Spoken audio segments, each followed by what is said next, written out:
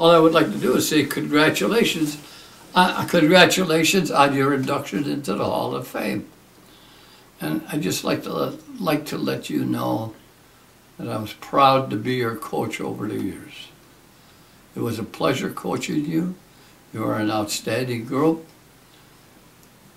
You contributed much to DePaul University, and you worked extremely hard under not ideal conditions. Lack of facilities, lack of winter training, lack of tennis courts. But you worked hard. I'm proud of you as players and as you have accomplished in your chosen profession. Maybe tell them also what it meant for you to coach them. What did it mean for you? What did it mean to you to coach them? Well, to me, to coach them, it was a privilege. I thought it was a privilege to be your coach and to help you in your future plans. That's good.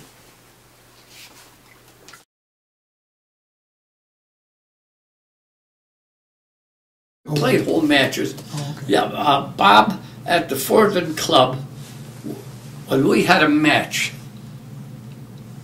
and he was kind to me. And he said, give me your schedule, Jim, and I'll tell members those courts are reserved. Okay. So he gave us the 3 north courts and the 3 south courts, but he shut off the popular courts in the middle. So we played our singles on 3 north, 3 south, and then we went back to the south courts, the Badwoods, and we finished up playing our doubles matches there. Okay. But Bob was kind to me, and he did give me the use of courts to play a match. But we played on clay, and no school that we went to ever played on clay. The clay courts were unusual. I'd say it would. Yeah. It did carry over because you got successful people, like I mentioned, Ray Conman, extremely successful. Alan Keel, extremely successful. Steve Zielinski, George Hahn, all very successful in afterlife.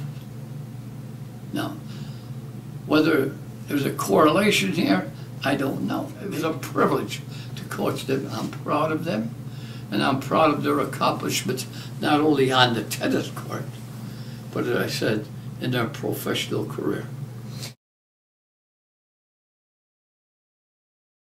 Playing Dayton,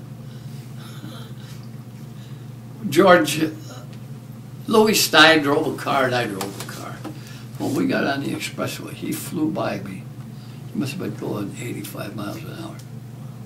But I think they wanted to get on campus to see the co-eds and look the school over. So when I got there, I said, Louis, I like the speed you drove, and I don't like the way you drove. We're going home. I want you to follow me. If you pass me, you and the players that are in that car turn in your uniforms, you'll never play another match for DePaul. Don't pass me, or else. And I got in the car coming back, 60 miles an hour. I drove 60 miles an hour. I might drop back to 55. And I look in the mirror and I can see, and I thought, hey, you're not going to pass me. There was no comment when we got back, but I could see in the mirror that there was some comments in the car back there because I could see the arms flying.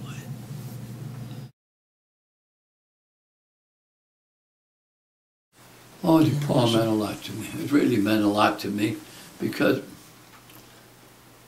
well, I really, really enjoyed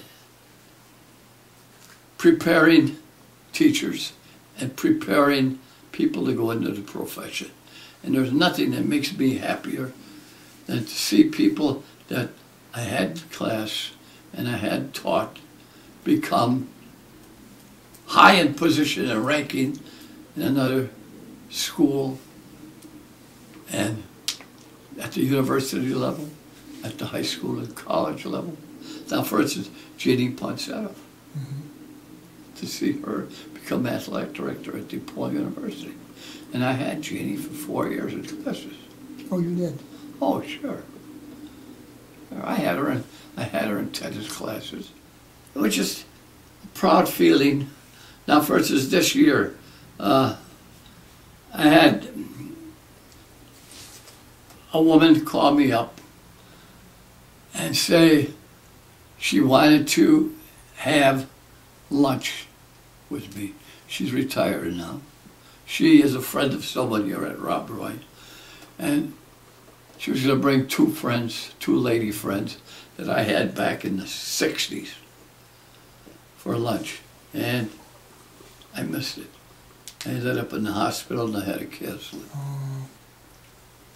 But when they're thinking of you 60 years later, it gives you a pleasant feeling. Right now, to be here in person, to tell them that I'm proud. I'm proud to be able to have been their coach. It was a privilege. It was a privilege for me to coach them. They were a great bunch. They worked hard. They listened. They towed the line. Once in a while they'd get off and you'd have to jump on them. Well, we were always fighting a budget. We were always fighting facilities. And we were always fighting a winter of inactivity. And you couldn't really keep them in line all year long. They behaved themselves. They didn't get in trouble. But I could go way back to, oh God, when we started with Pat McKenna and Jimmy Meltriger. They behaved themselves. They stayed in line and they just worked as hard as they could work. I was proud of them. I thought it was a privilege to coach a nice bunch.